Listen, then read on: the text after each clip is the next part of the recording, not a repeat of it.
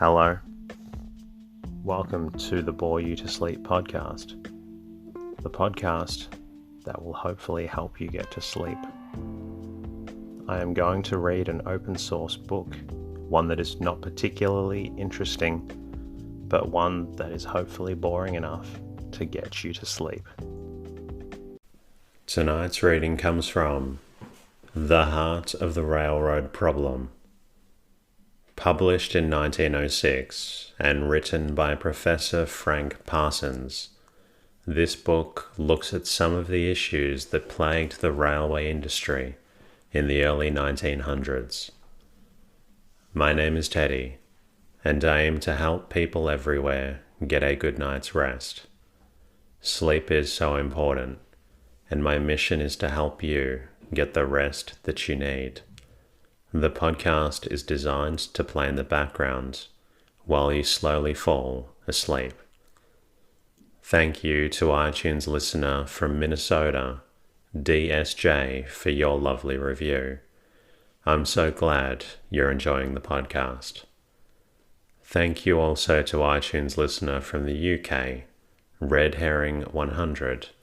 I'm glad the podcast is allowing you to get the sleep that you need. If I've missed any of your comments or messages, please send me a message through the website so I can thank you personally. If you find the podcast beneficial, then I would like to ask a favor of you. Could you please take the time to leave a review in your podcast player of choice? Please also subscribe to the show, and if you know anyone else that needs help with sleep, please feel free to recommend the podcast. If you are a regular listener of the show and would like to say thank you, a great way is to support the show via Patreon or at the boretosleep.com website.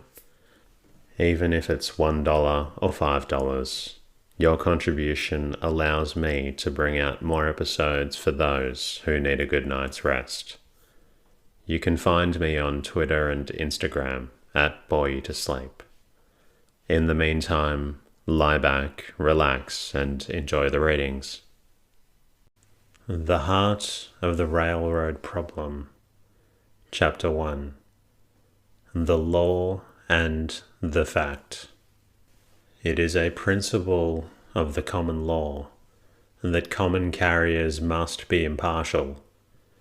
They cannot legally give undue or unjust preferences, or make unequal or extravagant charges. They are bound to provide reasonable and sufficient facilities. They must not refuse to carry any goods or passengers properly applying for transportation.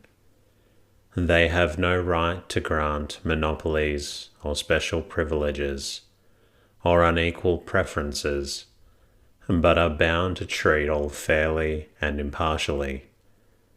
That is the rule of the common law, which represents the crystallized common sense and practical conscience of the Anglo-Saxon and every other civilized race. The legal principle that a common carrier must be impartial was established long before the Interstate Commerce Act was passed, or the Granger Laws enacted. Yes, before railways or steamboats were born. They inherited the family character and the family law. It has been applied to them in innumerable cases. There is a solid line of decisions from the infancy of the English law to the present time. Constitutional provisions and state and federal statutes have been passed to affirm and enforce the rule.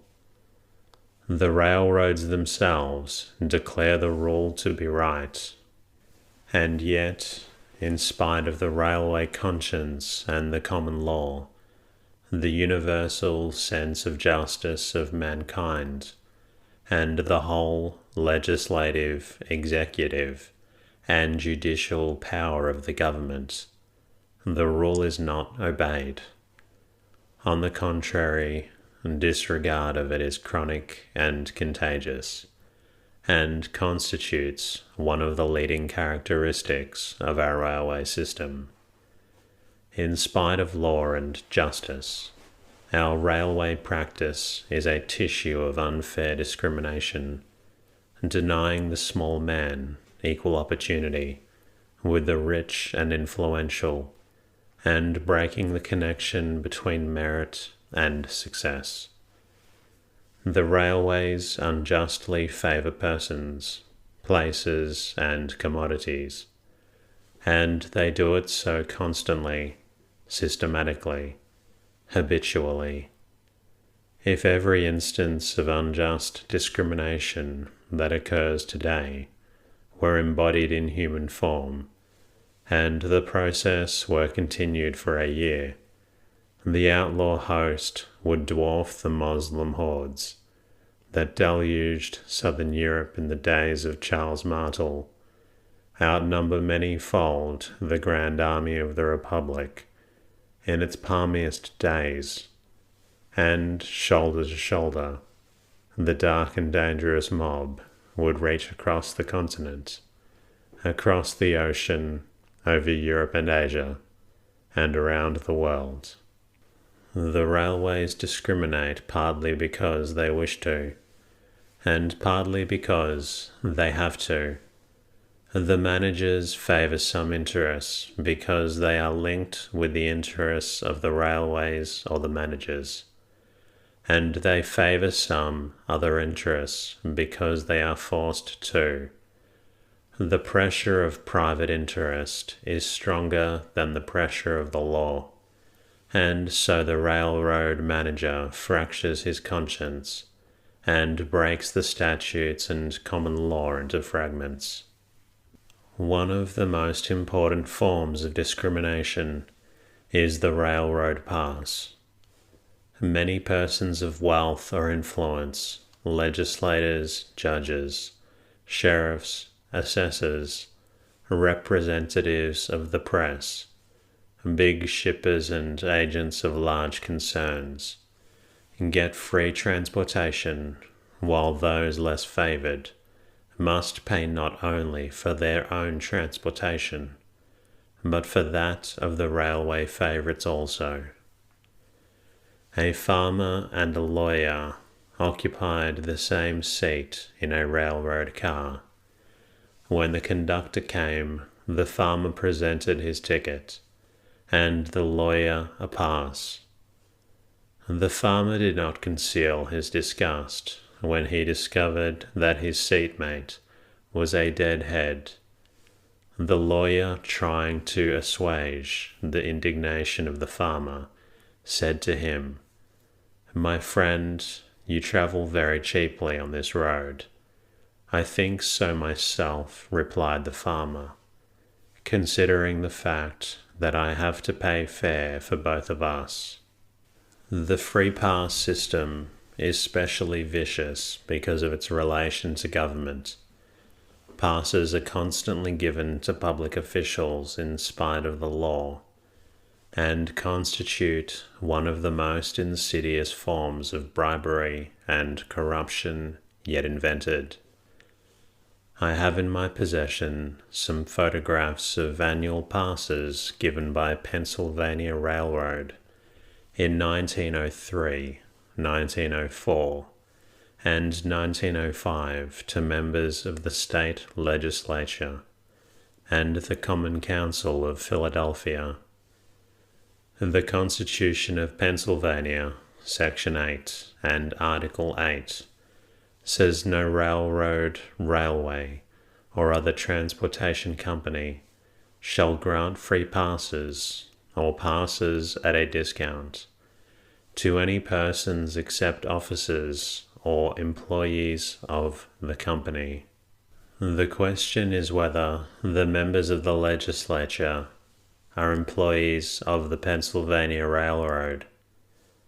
Recently, the Pennsylvania Railroad gave notice that after January 1st, 1906, no free passes would be issued except to employees, As we have seen reason to believe, this may still include members of the legislature, and even if the order should happen to be enforced according to the common acception of the word employees, there are plenty of ways in which free transportation can be given to men the railroad management deems it desirable to favour.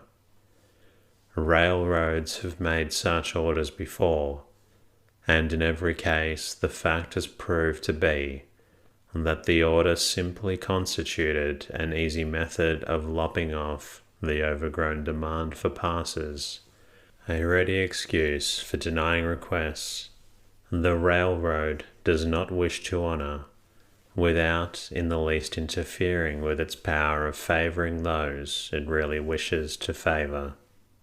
In cutting off passes under said order to multitudes of city officials in Pittsburgh, lately the Pennsylvania Railroad officers stated that the demand had become so great that those having free rides were actually crowding the paying passengers on many of the trains. The Philadelphia North American declared that in that city every big and little politician expected free passage when he requested it, and that there was no ward heeler so humble that he might not demand transportation for himself and friends to Atlantic City, Harrisburg, or any other point of the Pennsylvania line.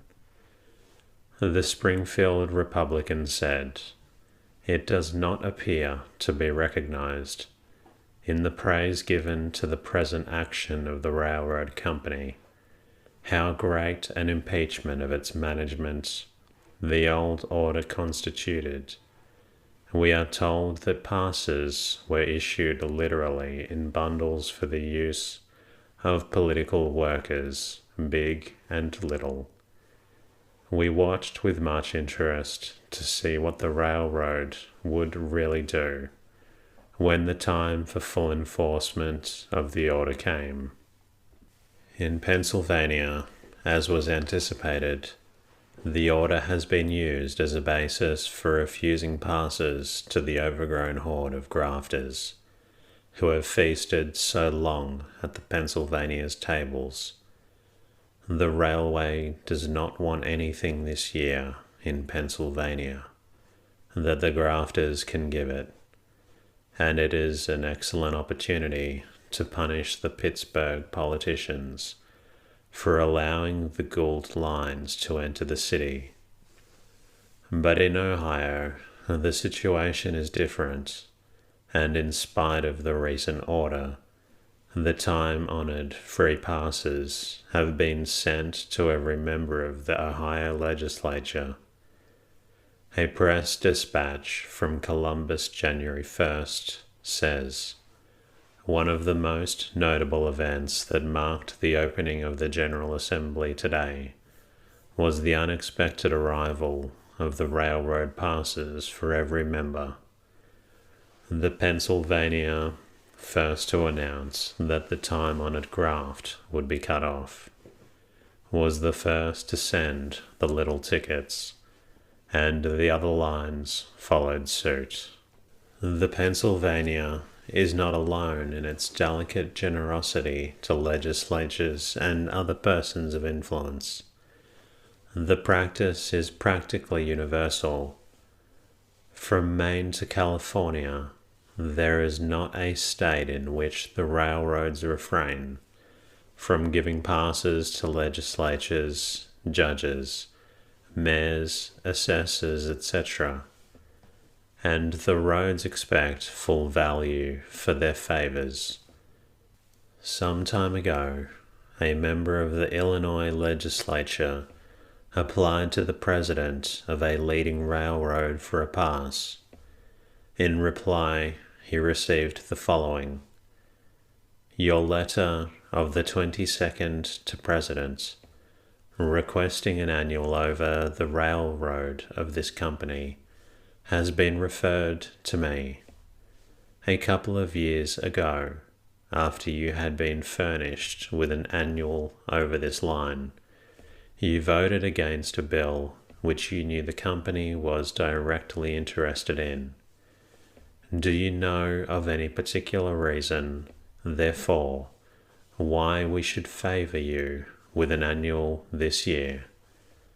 The railroads give passes to legislatures and public officials, not as a rule, in any spirit of philanthropy or respect for public office, but as a matter of business. And if a legislature does not recognize the obligation that adheres to the pass is not likely to adhere to him in subsequent years.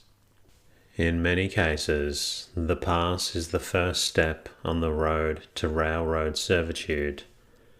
Governor Folk said to me, "The railroads debauch legislatures at the start of the buy free pass. It is a misdemeanor by the law of this state to take such a favor, but it seems so ordinary a thing that the legislature takes it. He may start out with good intentions, but he takes a pass, and then the railroad people have met him in their power. He has broken the law, and if he does not do as they wish, they threaten to publish the number of his pass. He generally ends by taking bribe money. He's in the railroad power anyway to a certain extent, and thinks he might as well make something out of it. In investigating cases of corruption, I have found that in almost every instance, the first step of the legislature toward bribery was the acceptance of a railroad pass." At the annual dinner of the Boston Merchants Association, January 1906, Governor Folk said, "One of our greatest evils is the domination of public affairs by our great corporations, and we will never get rid of corporation dominance till we get rid of the free pass. That is the insidious bribe that carries our legislatures over the line of probity. First seduced by the free pass, destruction is easy. No legislature has a right to accept a free pass, no more right than to accept its equivalent in money.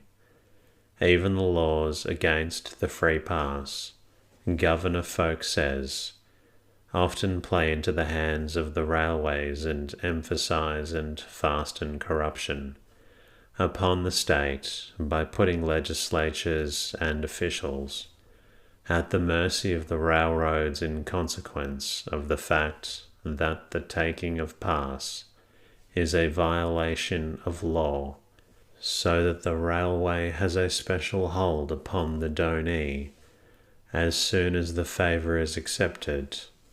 This is likely the taking of passes, which is very difficult and seldom achieved.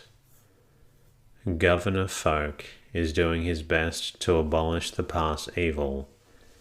It used to be a common thing for officials of all grades to ride on passes, and any influential person in Jefferson City could get a pass by seeing a member of the House or Senate, who would send a note to Colonel Phelps, and a pass would be forthcoming. Now the legislatures decline to accommodate their friends by making these little requests, for the matter might come to the ear of Governor Folk.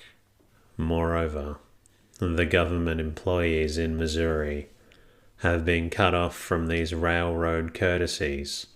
The statute does not apply to appointive officers, but the governor does not intend that his department shall be honeycombed with railroad influence if he can help it.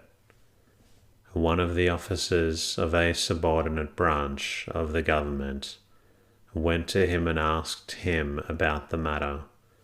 "I do not want a pass for myself," said the interrogator, "but Mr. W. told me that he would like for me to see you before he accepted a pass and see if you had any objections. And I want to add, Governor, that it has always been the custom for the employees in this department to use free passes." Governor Folk's countenance lost its smile for the moment, as he said very slowly and sternly, "Tell the employees of your department that if any of my appointees ride upon railway passes, they will be instantly discharged." These insidious bribes, in the guise of courtesy and honour for position, these free passes which Governor Folk denounces as the first steps to corruption, are prevalent in all our states. Even in honest old Maine, the frosty forest state, I found the railroad pass in full bloom. Speaking to a joint committee on the House and Senate at Augusta a few months ago, I exhibited a number of photographs of passes given to legislators and councilmen by one of our big railroads. The members examined these photos with much interest and some facetious remarks. On the way into town, a famous lobbyist who has long and close acquaintance with the legislature of Maine laughed till the tears ran down his cheeks over the memory of the scene, puffing out between his explosions the explanation of his merriment. Even one of these fellows has a railroad pass in his own pocket. Inquiry in other directions tend to confirm his statement. It is hardly possible to imagine that the ordinary legislator or judge can be entirely impartial in reference to a railroad bill or suit when he is under obligation to the railroads for past favours and hopes for similar courtesies in the future. When a judge finds that jurors in a railroad case have accepted passes from the railroad, he discharges the jurors as unfit for impartial service. Yet the same judge may have in his pocket an annual pass over all the lines of the road that is plaintiff or defendant in the case. Some railroad presidents and managers have told me that passes are given as mere courtesies and are not intended to influence the conduct of officials. This may be true in some cases, but as a rule, the railroads do not give charity, but expect favour for favour, and value for value, or multiplied value for value. Railroad men have sometimes admitted to me that the psychology of the pass is closely related to that of the bribe, and that they sought and obtained political results from the distribution of transportation favours. And aside from such admissions, the evidence on the facts is overwhelming. A prominent judge who had been on the bench for years in one of our best states had always received passes from various railroad companies, found at the beginning of a new year that one of the principal railroads had failed to send him the customary pass. Thinking it an oversight, he called the attention of the railroad's chief attorney to the fact. "Judge," said the lawyer, "did you not recently decide an important case against our company? And was not my decision in accordance with law and justice?" said the judge. The attorney did not reply to this, but a few days later, the judge got his pass. After some months, it again became the duty of the judge to render a decision against the company. This second act of judicial independence was not forgiven. The next time he presented his pass, the conductor confiscated it in the presence of many passengers and required the judge to pay his fare. The Railroad Commission in one of our giant states says the fact that the most part passes are given to official persons for the purpose of influencing official conduct. It made manifest by the fact that they are not given to such persons except while they hold official positions. The president of an important railroad is stated to have said that he saved his company thousands of dollars a year by giving annual passes to county auditors, and a man who had been auditor for many years said that the taxes of the railroad company were increased about $20,000 a year because it was so stingy with its passes. Members of legislatures and of Congress have told me that after voting against railroad measures, the usual passes were not forthcoming. A little while before the introduction of the rate legislation now pending, in pursuance of President Roosevelt's regulative policy, a congressman from the far west was visiting with us. He had free transportation for himself and family wherever in the United States any time he wanted it. A lady in the family asked him if it was the same way with the rest of the congressmen, and he said yes. I have in my notes conversations with senators and representatives from 18 states, and all of them stated in reply to my questions that passes were an established and regular part of the perquisites of a member of Congress. But since the Ench-Townsend bill for the fixing of rates by a government commission came on deck, I understand that the congressmen who supported it are learning the lesson conveyed in the pass-denying letter above quoted, as some of the railroads are refusing all the requests of such congressmen for free transportation. The president of one of these railroads is reported to have said, "I never was in favor of granting political transportation, and now I have a good opportunity to cut off these deadheads. Transportation has been given them the past on the theory that they were friends, but when we needed friends, they were not there. This, however, is only a passing phase, an emergency measure to punish a few congressmen who have shown so little appreciation of the right of the railroads to make the laws affecting transportation that they actually voted for what they deemed right, or for what the people desired, rather than for what the railroads wanted. Aside from such little eddies, the great stream of deadheadism flows on as smooth and deep as ever.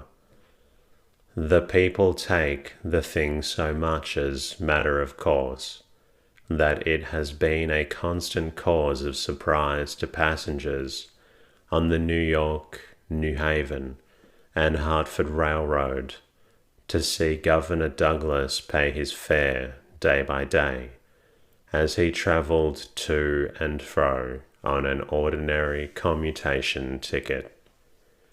A prominent judge of Chicago tells me that for years the leading railroads entering the city have sent him annual passes without request. I found the same thing in Denver, San Francisco, New York, Boston, and nearly everywhere else I have been in this country. The mayor of one of our giant cities told me this morning that the principal railroads sent him annuals, but he returned them. It would be better if he would turn the next lot over to Publicity League or put them in a museum. In many cases, the railroads are practically forced to give passes. A.B. Stickney, president of the Chicago and Great Western Railroad, was asked by the Industrial Commission about giving passes to members of the judiciary of Minnesota and Illinois. President Stickney said, "If any of them ask for transportation, they get it. We don't hesitate to give to men of that class if they ask for passes. We never feel at liberty to refuse." Is there any good reason why a judge who gets a good salary should have a pass? Any greater reason than why John Smith should have a pass? That depends, said President Stickney, on what you call a good reason. 25 years ago, I had charge of a little bit of road that was a sort of subordinate of a larger road. I had occasion to visit the president of the Superior Road about something, and he said, "Mr. Stickney, I see that the sheriff of this county has a pass over your road. I should like to know on what principle you gave that sheriff a pass." I did it on the principle that he was a power, and I was afraid to refuse him, I said. "Well," said he, "I refused him." "You will wish you hadn't before this year is over," I replied. Some time afterwards, and during the year, I went into the office to see the superintendent, but he was not in. I went into the general freight agent's office, and he was not in. I went into the general manager's office, and he was not in. So I then went into the office of the president and said, "What kind of road have you got? Your superintendent is not here. Your general freight agent is not here. And your general manager is not here." He hung his head down and said, "Do you remember that conversation we had about the sheriff's pass? He's got all those men on the jury and has stuck them for about 2 weeks. That answer seems to indicate that railroads would be afraid to refuse for fear of the penalties. I think the railroads find there is a class of men that it is to their interest not to refuse if they ask for passes. Van Oss says that at one time in the country, half the passengers rode on passes. That seems incredible. There is no doubt, however, that the pass evil was enormous before it was checked by state and federal legislation, and still prevails to an astonishing extent. 6 years after the Interstate Act prohibited all preferences, and 20 years after the State Crusade against passes and other discriminations began, Seward Davis, a railroad auditor of large experience and an executive officer having authority to issue passes, stated that 10% of the railway travel of this country is free. The result being that the great mass of railway users are yearly mulcted some 33 million for the benefit of the favoured few. No account of these passes is rendered to the state, nation, or confiding stakeholders. If 10% still ride deadhead, as is quite probable, the resulting tax upon paying railway users is now over $50 million a year. The effect of legislation has been to give the railways an excuse for shutting off the less influential of the former deadheads, while the big people ride free in spite of the law. And that concludes tonight's readings. I hope you've enjoyed listening to railroads in the early 1900s. If you're not quite tired yet, please feel free to listen to another episode of the Bore You to Sleep podcast. Until next time, good night.